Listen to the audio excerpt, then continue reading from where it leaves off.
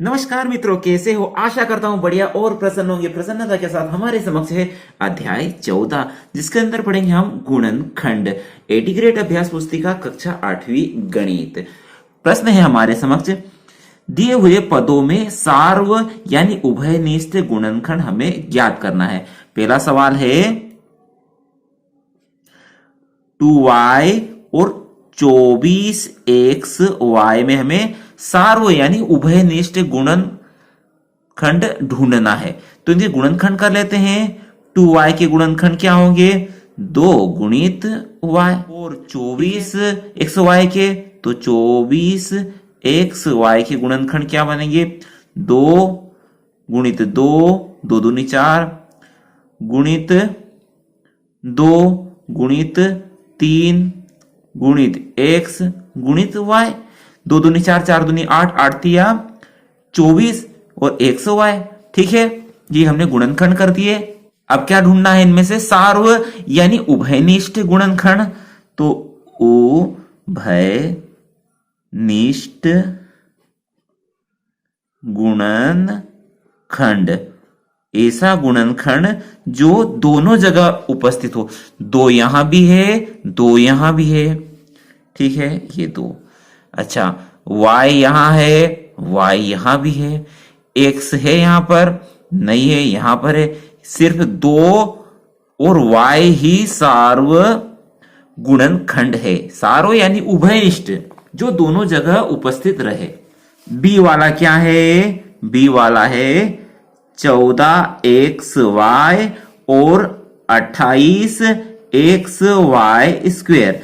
तो 14xy के गुणनखंड करेंगे तो 2 गुणित 7 यानी 2 सती 14 और x और y ये गुणनखंड हो गए। 28 के गुणनखंड क्या होंगे? 28 x y वर्ग के। तो 2 गुणित 2 गुणित 7, 2 दूनी 4 और 4 सतो 28। फिर क्या आया? x। फिर क्या आया? y की घात 2। y की घात 2 का मतलब क्या होगा? y गुणित y। तो उभयनिष्ठ गुणनखंड क्या होंगे? जो दोनों जगह उपस्थित रहेंगे। तो भैया 2 यहां भी है, 2 यहां भी है, एक तो 2 हो गया। फिर 7 यहां भी है, 7 यहां भी है, 7 हो गया। फिर x यहां भी है, x यहां भी है, x हो गया। फिर y यहां भी है, y यहां भी है, तो ये y हो गया। कुल मिला के क्या हुआ? 2 सती 14xy, 14xy सार्व गुणनखंड या उभयनिष्ठ गुणनखंड है। आशा है आपको प्रश्न समझ में आया होगा। प्रश्न है, निम्नलिखित व्यंजकों के गुणनखंड करना है। तो क्या दिया है? ए नंबर वाला प्रश्न है 5x धन 20। ठीक है, तो देखिए भैया 5 यहां है। क्या 20 के अंदर भी 5 है क्या? बिल्कुल है। 20 का मतलब क्या होता है?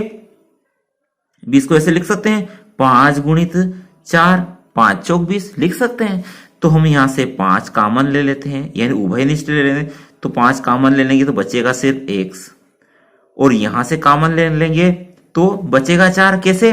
5 चौक 20, 4 रह जाएगा अंदर। ये हो गया हमारा गुणनखंड, है ना सही? अगला प्रश्न क्या है? बी वाला 6ab ऋण के 9ac।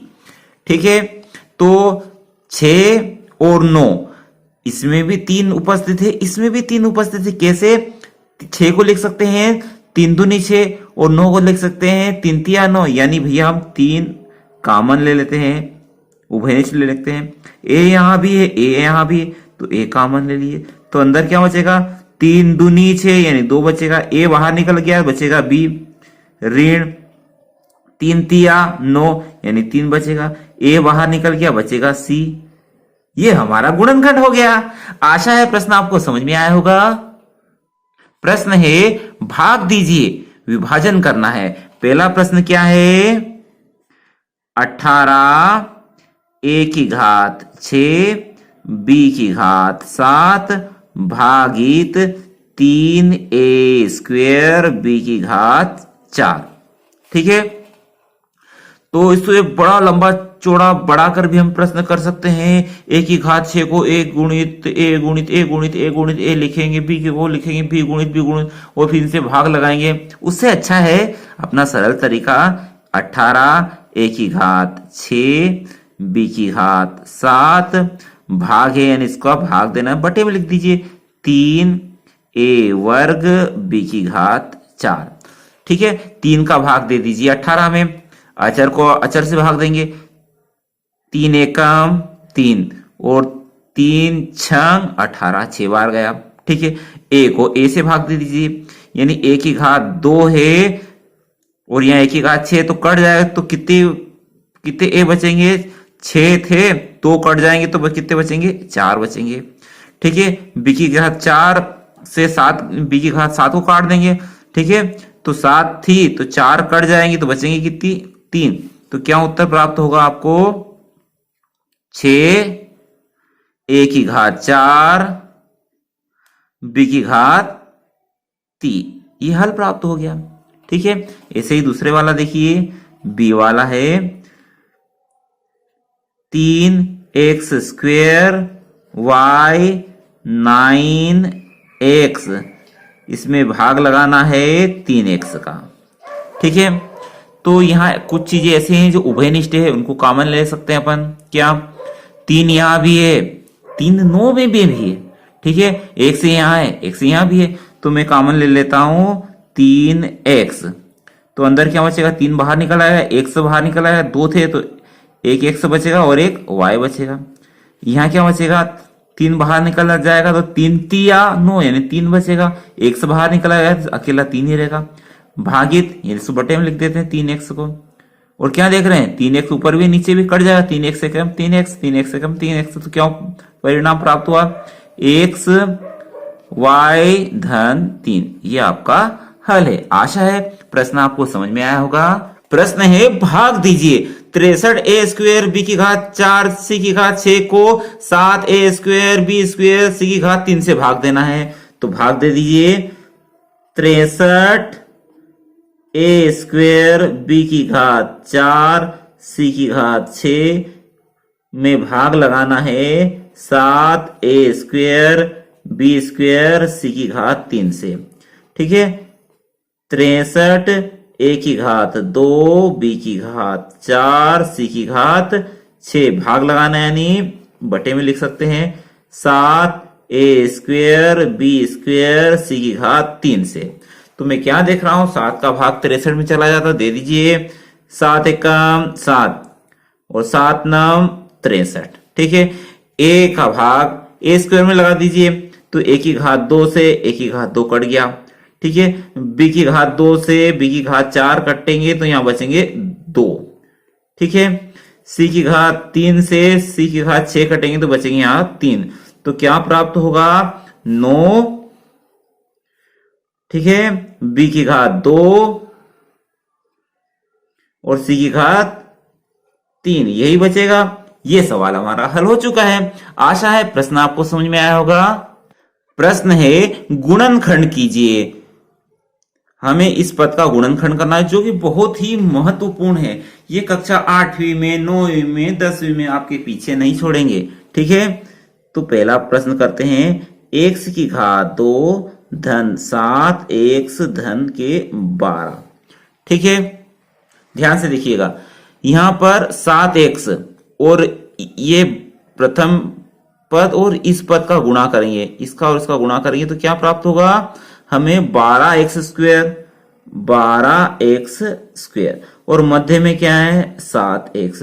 तो भैया ऐसी संख्या ढूंढिए जिनका गुणा आए 12 जोड़ या घटाव आए 7। तो मेरी दृष्टि में आपको पता होना चाहिए 4x का गुणा 3x में करेंगे तो 4 3 12 और x का x में x², यानी 4x और 3x को जोड़ देंगे तो 7x प्राप्त होगा। ठीक है, अच्छा इतनी माथापच्ची हमने क्यों की, हमने इसलिए की कि 7x के स्थान पर मैं 4x धन 3x लिख सकता हूं। 4x धन 3x का मतलब क्या होता है 7x, तो लिख दीजिए। एक्स स्क्वेयर धन 7x के स्थान पर मैं लिख रहा हूं 4x धन के 3x धन के 12। ठीक है, इसके स्थान पे ये लिख दिया, कोई दिक्कत नहीं है। अब आप इस हिस्से को देखिए, क्या चीज उभयनिष्ठ है, तो x यहां भी है, x यहां भी, तो x कॉमन ले लिया तो बचेगा यहां से 1x, यहां से x चला जाएगा धन के 4 बचेगा। ठीक है, यहां से 3 और यहां 12 में भी 3 होते हैं, 4 और 3 है ना, 4 3 12, यानी 3 कॉमन ले लेंगे तो बचेगा यहां से x और यहां से 3 चौक 12, 4 बचेगा। ठीक है, x धन 4 यहां भी, x धन 4 यहां भी, हम सही दिशा में जा रहे हैं, तो x धन 4 और x धन 4 दोनों जगह तो कॉमन ले लेते हैं, x धन 4। ठीक है, अंदर क्या बचेगा, x धन 3। यही तो आ गया हमारा गुणनखंड। प्रश्न हमारा हल हो चुका है। आशा है प्रश्न आपको समझ में आया होगा। दूसरा देख लेते हैं, एक्स स्क्वेयर ऋण 10x धन के 25। ठीक है, ऐसा ही करना, प्रथम और अंतिम पद का गुणा कर लेंगे तो क्या प्राप्त होगा हमें, 25x स्क्वेयर। ठीक है, और मध्य में क्या है, मध्य में है ऋण के 10x। तो ऐसी संख्या बताइए साहब जिनका गुणा 25 आए और जोड़ या घटाओ 10 आए। तो मेरी दृष्टि में क्या है, 5x का गुणा 5x में कीजिए, 5 25 और x का x में गुणा करेंगे तो x स्क्वायर 25x आ रहा है। वही 5x और 5x को जोड़ देंगे तो 10x आएगा, बिल्कुल सही है। परंतु यहाँ दुविधा है कि यहाँ ऋण भी है, तो क्या करें, जुड़ना भी चाहिए और चिन्ह भी ऋणात्मक आए, तो भैया दोनों के चिन्ह यदि ऋण कर दे तो क्या होगा, जुड़ेंगे भी सही और चिन्ह भी ऋण का आएगा। यहीं भी देखिए गुणे में भी वैसा करेंगे तो गुणा होगा तो 25 25 ऋण ऋण क्या हो जाएगा, धन हो जाएगा। यानी इस ऋण के 10x के स्थान पर मैं ये लिख सकता हूं, बिल्कुल लिख सकता हूं। तो देखिए एक्स स्क्वेयर ऋण के 10x के स्थान पे मैं लिख रहा हूं ऋण का 5x, ऋण का 5x धन के 25। ठीक है, अब इस हिस्से को देखिए तो x यहां भी, x यहां भी कॉमन यानी उभयनिष्ठ ले लेंगे तो अंदर बचेगा x ऋण के 5। ठीक है, यहाँ 5 है, 25 में भी 5 होते हैं, 25 25 है ना, तो मैं ऋण 5 कॉमन ले लेता हूं। ठीक है, तो अंदर क्या बचेगा, इस ऋण की वजह से सभी के चिन्ह बदल जाएंगे। ठीक है, ये 5 बाहर आ जाएगा तो अंदर बचेगा x, ये ऋण x था तो धन x हो जाएगा, और यहाँ धन था तो क्या हो जाएगा, ऋण 25 25 बचेगा 5। ठीक है, x ऋण 5 यहाँ भी, x ऋण 5 यहाँ भी, तो इसे कॉमन ले लेते हैं, x ऋण 5 अंदर क्या बचेगा, x ऋण 5, x ऋण 5। ये हो गया हमारा गुणनखंड। आशा है प्रश्न आपको समझ में आया होगा। प्रश्न है 16x स्क्वेयर ऋण के 49 के गुणनखंड करना है। तो 16x स्क्वेयर ऋण के 49। ठीक है, 16 को लिख सकता हूं 4 का वर्ग, है नी, ये 4 का वर्ग कितना होता है 16, और ये x है ना, ये दोनों का वर्ग लगा दिया। क्यों लगा दिया, 4 का वर्ग होता है 16 और ये x वर्ग था ही सही, दोनों पर सामूहिक रूप से मैंने वर्ग चढ़ा दिया। ठीक है, ऋण इस 49 को क्या लिख सकता हूं मैं, 7 का वर्ग। ठीक है, 7 का वर्ग होता कितना है 49। तो देखिए यहां पर आपको एक फार्मूला याद आएगा, क्या, a वर्ग ऋण b वर्ग रहे तो a ऋण b और a धन b। ठीक है, ये फार्मूला लगा देते हैं। a के स्थान पर क्या है 4x और b के स्थान पर कौन है 7, a ऋण b यानी 4x ऋण के साथ, a धन b यानी 4x धन के साथ। ये हो गया हमारा गुणनखंड। किसके आधार पर, इस सर्वसमीका के आधार पर। ये सर्वसमीका बहुत ही महत्वपूर्ण है। ठीक है, आशा है प्रश्न आपको समझ में आया होगा। बहुत ही महत्वपूर्ण है, गुणनखंड कीजिए x square plus y z x y धन एक्स जेड का। ठीक है, प्रश्न क्या है, एक्स स्क्वेयर धन वाई जेड धन एक्स वाई धन एक्स जेड। ठीक है, इसे हल करने से पहले इसको जमा लेते हैं, ग्रुपिंग से ही स्टार्ट कर लेते हैं। तो x square as it is लिखा। अब क्या लिख दूं मैं, ये एक्स वाई पास में लिख दूं, क्योंकि एक्स और एक्स कॉमन ले लेंगे अपन, एक्स वाई का पास में लिख दिया। ये एक्स जेड और ये वाई जेड। ठीक है, क्या किया मैंने, जो सजातीय दिख रहे थे उनको पास पास लिख लिया। ठीक है, अब इस वाले ग्रुप में देखिए तो x यहां भी है, x यहां भी है, तो कॉमन ले लेते हैं। x कॉमन ले लिया तो अंदर बचेगा x बाहर आ गया तो यहां सिर्फ y बचेगा। ठीक है, धन, अब इस वाले हिस्से में x है, इधर x नहीं है, इधर z है, इधर भी z है, तो z कॉमन ले लेंगे तो बचेगा x धन y। अच्छा, x धन y यहां भी है, x धन y यहां भी है, तो सही दिशा में जा रहे हैं। तो x धन y कॉमन ले लीजिए, x धन y कॉमन ले लेंगे तो बचेगा x धन z, धन का z। तो ये तो हो गया हमारा गुणनखंड। आशा है प्रश्न आपको समझ में आया होगा। प्रश्न है गुणनखंड ज्ञात कीजिए, और प्रश्न दिया है हमें, क्या दिया है प्रश्न, 8x की घात 3 धन के 24 x स्क्वेयर y ऋण के 32 x y का वर्ग। ठीक है, अब क्या करें इसमें, तो भैया 8 यहां भी 24 में भी 8 है, यानी 8 तिया 24, 32 में भी 8 है, 8 चौक 32, तो 8 कॉमन यानी उभय निष्ठ ले लेते हैं। और क्या है, x यहां भी है, x यहां भी है, x यहां भी है, तो x भी कॉमन ले लेंगे तो बचेगा क्या, 8 बाहर निकल गया, x बाहर निकल गया, x की घात 2 रहेगा।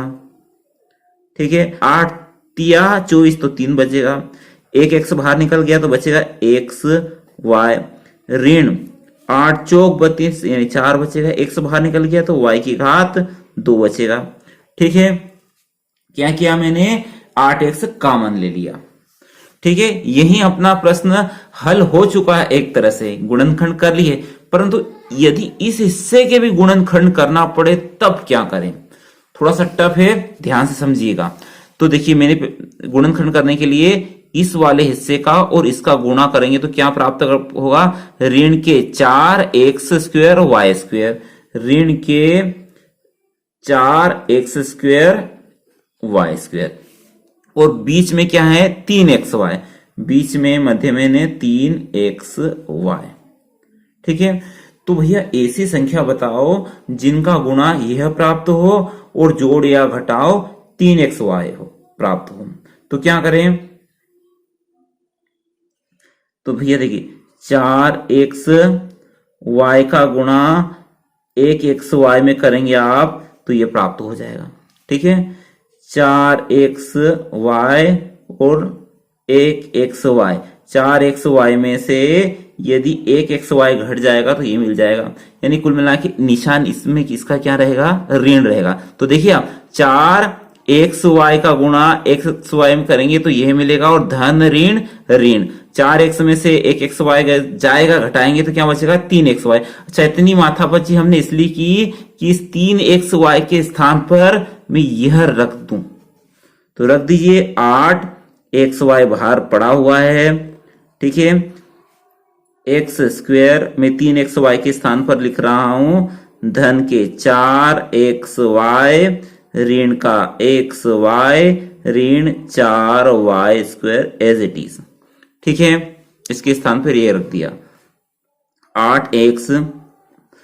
अच्छा, इस वाले हिस्से में आप देखेंगे तो x यहां भी है, x यहां भी है, तो कॉमन ले लीजिए, x कॉमन ले लिया तो अंदर क्या बचेगा x बाहर चला गया तो 4y बचेगा, धन के 4y। ठीक है, यहां से ऋण कॉमन ले लिया और x यहां भी है, x यहां नहीं है, छोड़ो चक्कर, y है, y यहां तो ऋण y कॉमन लूंगा तो इस ऋण की वजह से इनके चिन्ह बदल जाएंगे, y कॉमन ले लिया तो क्या बचेगा धन का x। ठीक है, ये ऋण था तो धन हो जाएगा, y बाहर निकल गया है, y स्क्वेयर था तो क्या बचेगा 4y। ठीक है, और ये वाला हिस्सा और ये वाला हिस्सा बिल्कुल बराबर, यानी हम सही दिशा में सवाल कर रहे हैं। तो 8x, ठीक है, x धन 4y यहां भी है, x धन 4y यहां भी, तो कॉमन ले लीजिए x धन 4y।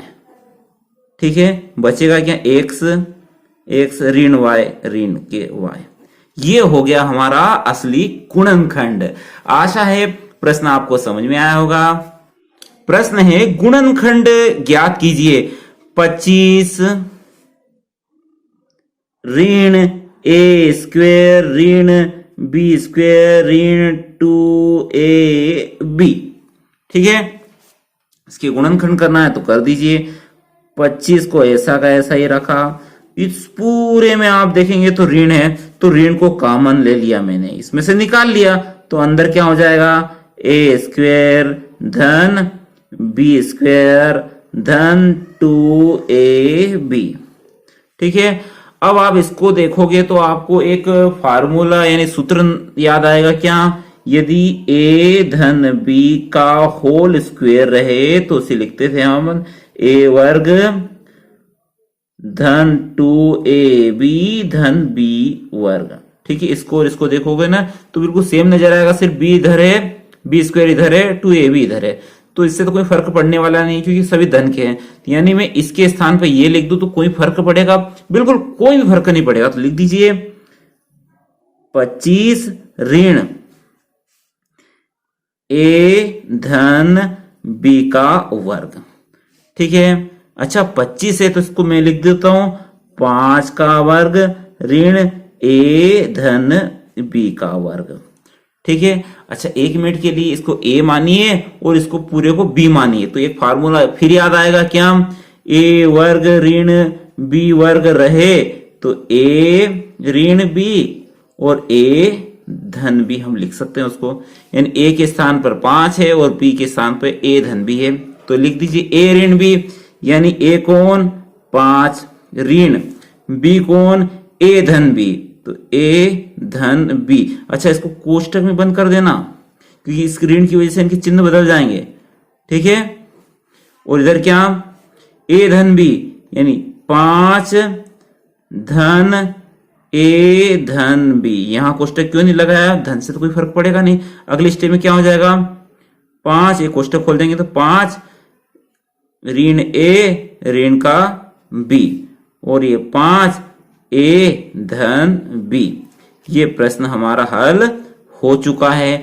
आशा है प्रश्न आपको समझ में आया होगा। महत्वपूर्ण इसमें 2 सूत्र थे, ये याद होना आपको आवश्यक है। प्रश्न है 45 इंटू एक्स की घात 4 ऋण 7 एक्स की घात 3 धन 12 एक्स स्क्वायर को 5 एक्स इंटू एक्स माइनस 3 से भाग देना है। तो 45 एक्स की घात 4 ऋण 7 एक्स की घात 3 धन 12 एक्स की घात 2 को भाग लगाने, भाग का निशान लगाना और ये लिखना। उससे अच्छा है इसको बटे में लिख देते हैं क्योंकि स्थान कम है ना। 5 एक्स एक्स ऋण 3 से हमें भाग लगाना है। ठीक है, तो इसे यहीं सरल कर सकते हैं हम थोड़ा, तो 5 का भाग 25 में 45 में चला जाता है, चलो दे देंगे बाद में, अभी नहीं देते हम। 45। ठीक है, अच्छा एक्स की घात 4 है, एक्स की घात 3 है, एक्स की घात 2 है, तो हमें एक्स की घात 2 सभी जगह मौजूद है। एक्स की घात 2 यहां भी है क्योंकि 3 है ना, एक्स की घात 3 तो एक्स की घात 2 है ही से, तो मैं एक्स की घात 2 कॉमन ले लेता हूं, ये बाहर आ जाएगी एक्स की घात 2, तो अंदर क्या बचेगा, एक्स की घात 4 थे तो अब एक्स की घात 2 ही बचेगा। एक्स की घात 2 निकल जाएगी तो क्या बचेगा, ऋण के 7 एक्स बचेंगे, ऋण के 7 एक्स बचेंगे। एक्स की घात 2 निकल गया तो धन का 12 अकेला बचेगा। ठीक है, और बट्टे में क्या चल रहा है, 5 एक्स एक्स ऋण 3। ठीक है, अब देखिए मैं चाहता हूं इसका गुणनखंड करना। ठीक है, तो इस प्रकार के गुणनखंड कैसे करते हैं, इस वाले हिस्से और इसका गुणा करेंगे तो क्या प्राप्त होगा, धन के 12 एक्स स्क्वायर। ठीक है, इसका और इसका गुणा करेंगे, इसका और इसका, बीच में क्या है, ऋण के 7 एक्स, ऋण के 7 एक्स। तो भैया ऐसी संख्या बताइए जिनका गुणा 12 है, जोड़ या घटाओ ऋण 7 आए, तो 4 12 यानी 4 एक्स और 3 एक्स का गुणा करेंगे तो 12 एक्स स्क्वायर तो मिल जाएगा। ठीक है, 4 एक्स और 3 एक्स जोड़ देंगे तो 7 एक्स मिल जाएगा। दुविधा यह है कि ऋण 7 एक्स है तो उस दिशा में क्या होगा, दोनों जुड़ने भी चाहिए और निशान भी ऋण का है, तो क्या होगा, दोनों ही ऋण के कर दो आप, तो जुड़ेंगे भी सही, निशान भी ऋण का आएगा। यहां भी देखिए ये ऋण के रहेंगे तो कोई परिवर्तन नहीं होगा। 4 12 एक्स का एक्स में करेंगे एक्स स्क्वायर, ऋण धन हो जाएगा। ये माथा बच इसलिए कि मैं क्योंकि चाहता हूं ऋण के 7 एक्स के स्थान पर ये रख सकूं, तो रख दीजिए। 45 एक्स की घात 2, ठीक है, एक्स स्क्वायर ऋण 7 एक्स के स्थान पर मैं रख रहा हूं ऋण 4 एक्स ऋण 3 एक्स धन के 12 और बटे में चल रहा है 5x x ऋण 3।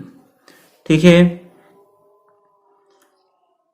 45x स्क्वेयर अंदर क्या होगा, इस हिस्से को देखिए आप, एक्स स्क्वेयर यहां भी है, एक्स यहां भी, तो एक्स कॉमन ले लेता हूं, एक्स कॉमन ले लिया तो अंदर क्या बचेगा, एक्स ऋण के 4, एक्स ऋण के 4।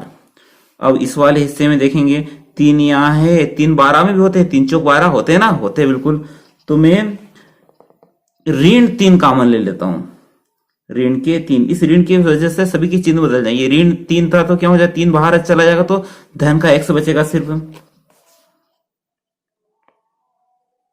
ठीक है, और ये धन था तो ऋण हो जाएगा, 3 गया तो क्या 4 बचेंगे, 3 चौक 12 यानी 4 बचेंगे। ठीक है, और बटे में क्या चल रहा है, 5x x ऋण 3। ठीक,